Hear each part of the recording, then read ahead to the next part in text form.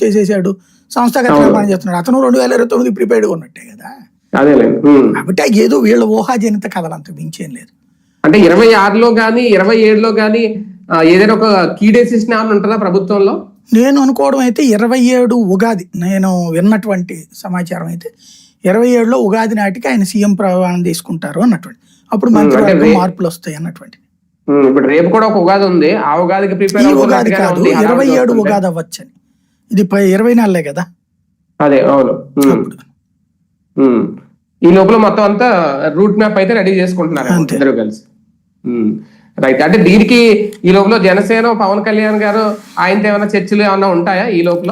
ఇంకేం అవసరం దాంట్లో, ఆల్రెడీ ఆయన ప్రిపేర్డ్, అంత మించేది లేదు. అయితే గీతే పవన్ కళ్యాణ్ కోరినట్టు వాళ్ళ అన్నయ్యకి కూడా మంత్రి పదవి ఇస్తారు.